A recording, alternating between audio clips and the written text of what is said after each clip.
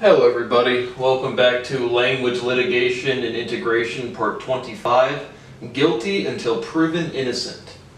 In the lecture series we've talked a lot about, one species sentiment, that sentiment being seriously underdeveloped. And so I like the analogy of guilty until proven innocent, right? You go get accused of a crime, you're supposed to be assumed innocent until proven guilty, but when the sentiment is broken and the spooks and the goose are out there running around and you're outside the sentiment, you're guilty until proven innocent. And so we'll use that analogy throughout this episode. We'll talk about violence and antagonism, a lot of shootings here in the United States. Again, we'll talk about some of the recent ones, excluding, I'm sure, the 3 or 4 that will happen during the making of this video. But we'll talk about violence and antagonism. We'll talk about a year of COVID, just more biological thoughts.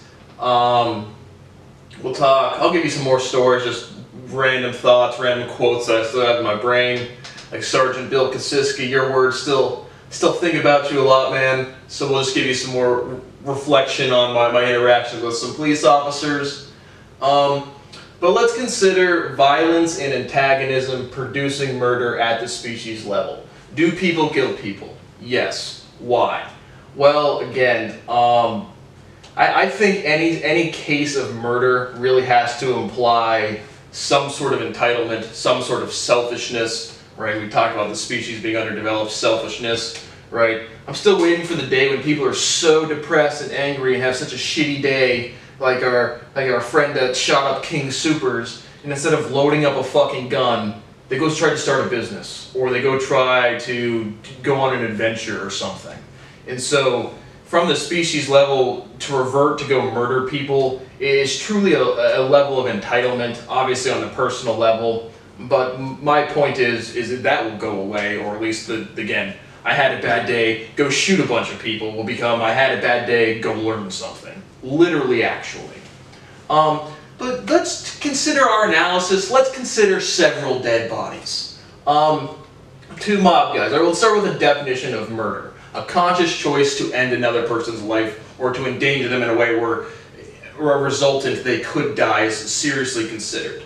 Because, right, we talked about for the George Floyd shooting, like I referenced that right as it happened, but that wasn't me snapping or me making a rush judgment. The mindset of a hunter, right, when your animals or your pets out in the world, they're going on a walk with a dog. It's two dogs are on a walk, one big one, one small one. They're both having a good day. It's a blink of an eye till the big dog has the I'm going to end this organism's existence. It's a conscious thing, right? On 60 Minutes you had different emotions pairing to different brain circuitry. The mind of a hunter, that I'm going to end another organism's life, that's a real thing and you can see it in their eyeballs. So that's what I was reacting to there.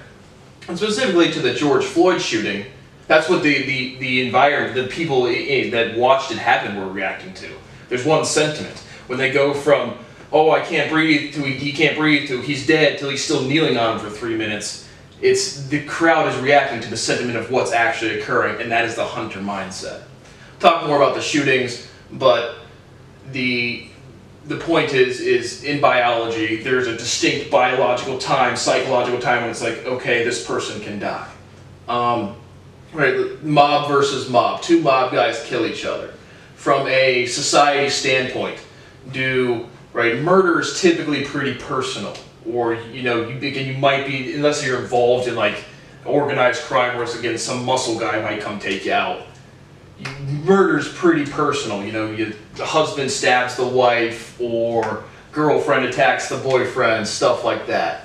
So do I think like 2 mob guys, right? There's still consent, right? If 2 people pick up guns and shoot each other, still murder, still prosecutable murder, absolutely. But on a personal society level, do I care that much? No. And I think when an underdeveloped society, you'll have a lot of people that are just strictly averse to death at all. They'll say, I'm completely opposed to the death penalty. And that really is a reflection of just underdevelopment of biology. 0% violence, 0%, morals or philosophy. It's just biological reality. So, right, murder is a conscious choice to do something or failure to do something. Right, drug deal, someone goes sells drugs, gets shot, clearly murder. But then I have violence and antagonism, right? All of murder there's always some sort of antagonism, right? There was on Reddit 3, 4, 5 months ago, pretty brutal video, but again, I don't think shielding kids or anything from violence is a good thing. Kids are very aware, and just again, weird species, people, adults hiding kids, sex, violence, none of that is good. Learning is always good, but brutal case, you know, a husband and a wife are screaming at a neighbor. The neighbor literally gets a handgun, wounds both of them, and then executes both of them in the street. And so murder really requires antagonism, and I don't think antagonism is any way mitigating to the murder, but it's real, right? Like a confrontation, there's escalation to it. And so at the society level, antagonism and violence will go down because of these weird expectations of people maturing for real. But drug dealer, boxers, let's make sure I'm still rolling. But now, if we just said our definition of murder is a conscious choice to take someone's life or seriously, like, you know, make a definitive action that could endanger the life where they die. Right, that's already the difference between manslaughter and murder today. In manslaughter, you know, you get in your car, it's an accident. But the different gradations of murder are conscious choice, reflection of conscious choice.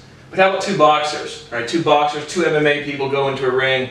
They definitely want to punch each other as hard as they can. They definitely don't want to kill each other. But then one guy punches the other guy, falls and dies. That's still murder, right? Do I want to prosecute that? No. Do I think that's really bad? No.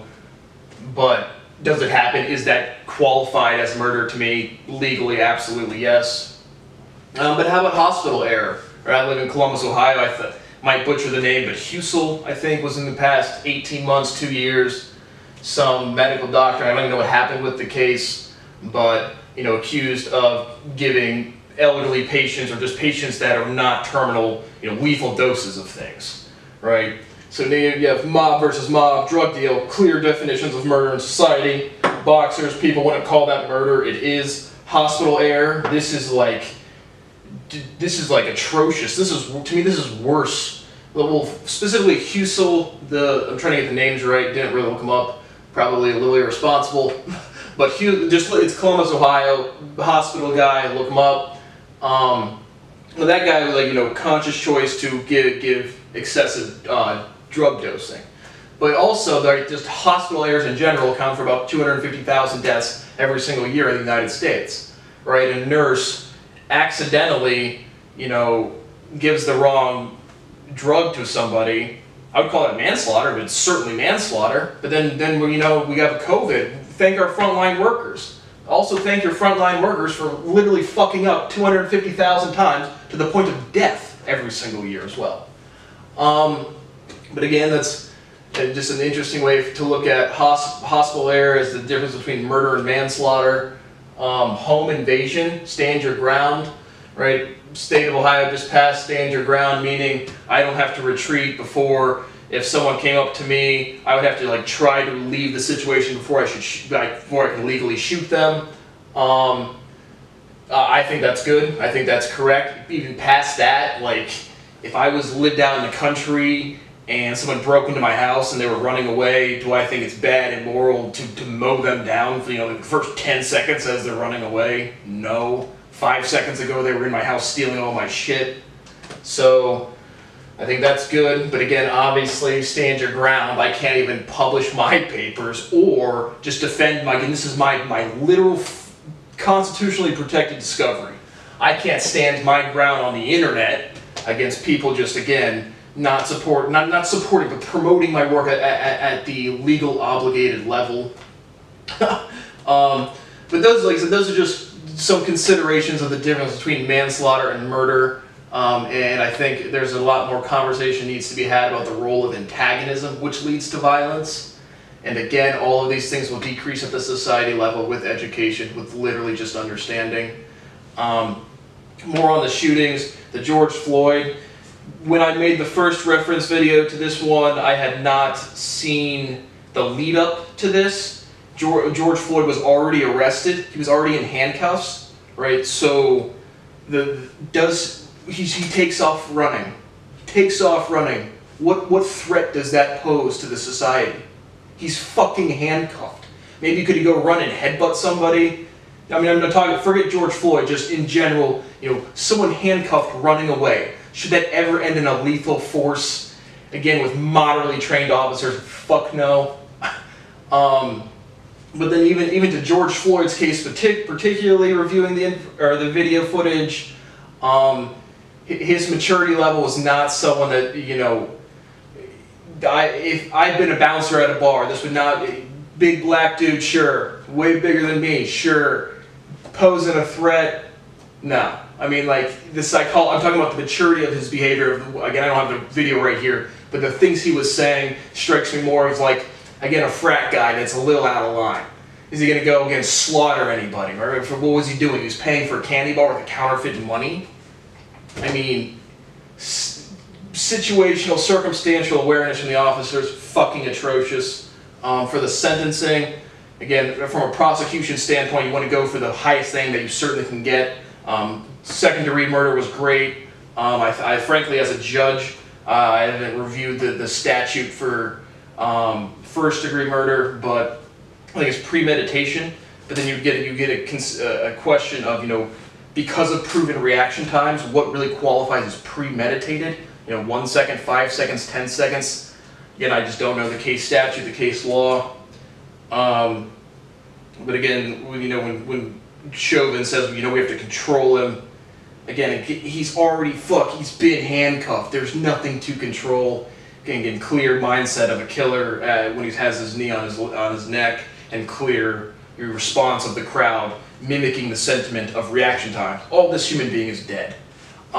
Scientific point, do you need to be able to breathe to speak? No. With a knee on your neck, like you can vocalize something, and then again, by that movement, you've changed you've articulated something, you've spoken something, but you're not respirating correctly. And then, like, should drugs ever be a mitigating factor? In any case, fuck no. In this case, certainly fuck no. Right? Candace Owens, be real proud. Oh, George Floyd had drugs in his system. Yeah, right? If you take some alcohol, you're not going to die. If you take some benzodiazepine or benzos, you're not going to die. If you take alcohol and benzos together, there's a good chance you're going to die. If you have drugs in your system and then a knee on your fucking neck, it's 99.999% of the physical stimulus is still a knee on the fucking neck. So to see the prosecution or the defense, no mistrial, none of that shit. But how about, you know, paid witnesses? Witnesses that they literally come, right, because for the George Floyd, they had an expert come in and talk about, again, vocalization, can he breathe? Court should be about determining what the fuck happened. And anytime there's any sort of disagreement, there certainly should be a trial. But like for the King Soopers, right, are hate crimes, all hate crimes are self-hatred crimes. So, right, if you say you hate Asians or you hate this group or that group, it really is just insecurity masking your own self-hatred and entitlement to the point where you'll just go load up a fucking gun. Glad Chauvin got second-degree murder. I would sentence him severely. King Soopers, that guy literally needs to be locked into a cage and pissed on in town square until he fucking suffocates and dies. So, right, the intent, or like there's no missing intent for the King Sooper shooting. Same with FedEx, stuff like that. And that's something, again, it will go away. And I just have a quote up here, doing it the right way. That was the Colorado Springs chief of police.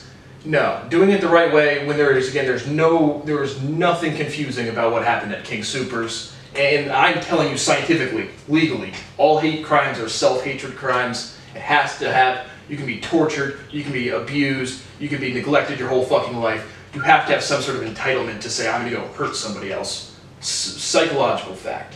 Let me restart and talk a little bit about the Mikaya, Bryant, and Andrew Brown shootings. So for the Mikaya Bryant shooting, I think this was unfortunate. Young people involved, obviously, but let's just ask a different question before even this shooting. You know, sexual consent versus violent consent, right? In gangs, most of the shooters are young people. So I think, again, forgetting sexual consent, just violence consent or consent in general is certainly younger than 18. And again, you can try people as adults. So I think that's good or reflective of, again, just psychology, biology, biological organisms making choices. But the Mikaya Bryant was rather unfortunate, again, in Columbus, Ohio. But, you know, the situation, the girl, police arrive on scene, the girl charging at another girl saying, "I'm going to kill you with a knife." And now this is because it's a civilian approaching another civilian. So I think, unfortunately, the officer did do the right thing, because again, play out the other scenario. This person goes and stabs and kills another person. Well, then you have the same outcry just for the other person in a different scenario. And in this one, you know, all of these cases, all shootings have to go case by case, all crimes really go case by case. But the job of the police is to protect the well-being of the society, and in that given scenario, right? Now, I didn't look into they were saying she was being bullied beforehand. And again, still, to make a jump and say, "I'm going to kill you," and charge at him with a knife, a big, big difference. And again, just unfortunate for sure. But I don't think that was mishandled at all, at least from what I know. The Andrew Brown shooting, again, I didn't look up that. I hope this is the right name. Please, again, there's just so many fucking shootings in the United States. But guy in his car, you know, maybe at a drug deal, had no weapons, police fired into the back of his car. Should that happen? No. Police should be trained better. Now, for the Mikaya Bryant, even if Mikaya Bryant was charging, or a person was charging at a police officer, shoot to kill, I would still advise against. Or, because again, you should be able to shoot to wound, or again, just make better decisions. And all of these officers are just so demonstrably uncomfortable and stressful, strenuous situations. So the training, what do you do to reform cops? The thing you do is you make them have extra, right? You have ongoing education. That education has to be proof of development of skill sets. Here's my guitar piece. Here's my musical piece. Here is a language I am learning different. Have a bunch of cops learn Spanish. I mean, for the one reason of connecting with the community, for the second reason of developing yourself. Whatever you're learning requires discipline, right? And if you're going to pick up a gun, and again, all of the cops I see are just fat, out of shape. Again, they want 70K instead of 35K, and now they're still the same uncomfortable, underdeveloped people, and they can shoot people. Terrible, terrible thing to do. But, you know, if a police officer was being charged at, I would, again, even with a knife, probably not with a gun, but even with a knife, I would really have the legality against being able to shoot to kill, again, depending on the circumstance. But shooting into the back of a car, even without, you know, knowing if he's armed or not, again, I think that was a bad shoot. I do. Haven't reviewed much of the evidence or seen the thing play out, but like again, back to murder, right? Does someone with a gun or selling drugs, like I said, I've sold a bunch of weed, but really I did sell online most of it. So like I don't even consider myself like a drug dealer, but in terms of like just like the day-to-day flow of what you're doing, but. Okay, does a random guy with a gun and drugs pose a threat to me personally as a civilian? Again, I feel zero threats from people with guns, criminals with guns. Again, your weird fucks that are entitled with machine guns are, to me, genuinely more dangerous than your average drug dealer. Just really trying to give you definitive what I think legally. But, you know, drugs in the system should never be, does drug interaction, unless you're literally incontinent, like pissing yourself, shitting yourself, I really don't think any sort of drug interaction says, you know, no consent. You still have to make a choice. So that's what I think for shootings, and again, I'm sure we'll have to cover 4 or 5 more just in the hour it took to make this one. But now we'll talk about COVID, and then I will give you just some more stories to end with. So now just some random biological and psychological thoughts for a year of COVID. Great, a pandemic hit. Made a restaurant investment, time for global pandemics. But I really do think breathing properly as a prioritized anti-morbidity needs to be a real thing. Talking about the education system, if you can't breathe properly, you respirate what, 60 to 70 times every minute? So if you're not like literally trained your lungs to expand properly, you're going to be stressing your body your entire life, and you're going to be using up your heartbeats faster. And again, big weightlifter, big into singing now, so I can absolutely be certain that the contraction of the diaphragm from lifting weights has transferred to singing very well. And it's literally, that's how you brace a good note, is really bracing your abdomen. But just for more, at the society level right now today, I can't believe I'm saying this, teach people how to breathe fucking properly, and I'm guaranteed the morbidity will actually decrease. Governors calling mask mandates anti-freedom and reckless behavior in general. Have you ever had somebody in your friend group that just does dumb shit and they think that they're like invincible, or that there's some magical thing going on because nothing bad happens, and then something bad happens and they're like, wow, I'm a fucking dumbass? Of course you do. Everybody does. But it's this is that same behavior at the society level mixed with shitty values. Right? Again, mask, right? The disappearance of the flu in mask. We have just watched in the 21st century a basic health move genuinely increasing the health of the species. And people are like, it's anti-freedom. Like, what patriotic thing are you doing by not wearing a mask? Do I think, like I said, I don't think masks are all that relevant outside. Inside, again, does it bother me personally as someone who wears one like 0% of my time? I don't even think about it anymore. But again, not unconstitutional. But again, just the psychological motivation to say it's anti-freedom is nothing more than your edgy 14-year-olds to 17-year-olds, driving their car a little too fast or sneaking out or something like that, and then they say freedoms, they say politics, they say America. Right, today, just another random thought, the House leader, the GOP House leader, was removed or something for not calling Trump the president. So this is seriously legally concerning. I mean, this is prosecutable. If you have structured senators and House representatives saying, I know, a verified election was undemocratic or not verified, that should be prosecuted today. So, again, to you illiterate monkeys in the House of Representatives, again, remember, you're worthless. You say, when I say fuck, you say Americans. Fuck. Fuck. Privilege and entitlement to the point of again, endangering, this is national security. Biological disease is 100% pursuant to national security. Free speech requires thought. We referenced what is free speech a while back. Literally looking at the linguistics terms, speech. If someone gives a speech, it's not a reactionary string of letters or sounds or words. It's they sat down and thought through their brain. Maybe they made a lecture series, or again, just made a YouTube channel, or just they're talking in a context where they've clearly put thought into it. Free speech requires thought. Flu disappearance, again, I just see that as a sloppy apes making one decent health decision and things actually getting better, and people are saying, oh, what's that? Well, it's again, we're just stupid.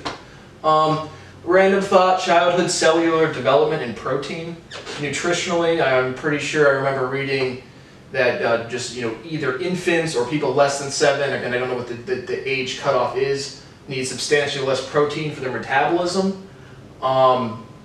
So again, that should have, what big difference do I think, just in general, vaccinating or any sort of non-indigenous introduction for an adolescent? There'll be some sensitivity to protein. Their immune systems will be slightly underdeveloped, or again, just not trained as much, right? You had to learn how to walk. Your immune system has to learn how to fight things. So some sensitivity or lack of sensitivity at the younger years, but again, just just data driven, right? You do your efficacy tests and then you see if there's any reactions, just the scientific method.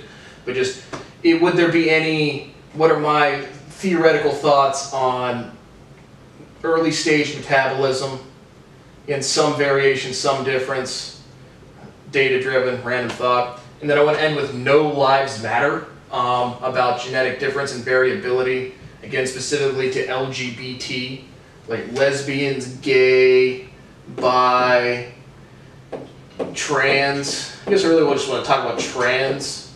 Trans to me is the same amount of genetic difference as there was a baby in India born with 3 penises. There are people born without this knuckle or that knuckle, right?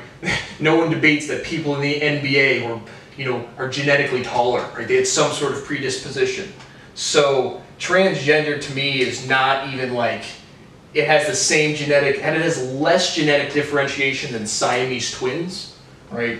You have these, Marjorie Taylor saying there are 2 genders. Yeah, there are 2 genders, and transgender is when you want to change your gender.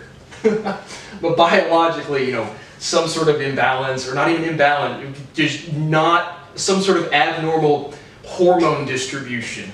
So trans doesn't even strike me as like genetically weird, or like, it strikes me as less genetically weird as Siamese twins, as a baby born with. So I was going to do a couple stories, but my camera cut off, so I have to cover a little bit of that stuff. But I'll just end this one here. But again, it might be a little redundant because I haven't watched the clip that just cut off. But all I was saying is, again, LGBT is not really any genuinely different or like genetically more serious. I think it's less serious than Siamese twins. But just any sort of genetic variation certainly exists in the population. But to the no lives matter, again, don't know if I'm repeating myself, but the only thing I said there was, right, any given species has to produce way more individuals than literally ever contribute to the species for survival purposes. So no lives matter. So thank you for watching. I'll do another episode with different stories. I'll probably keep this going just as like a current events thing. But thank you for watching Language, Litigation, and Integration Part 25, Guilty Until Proven Innocent.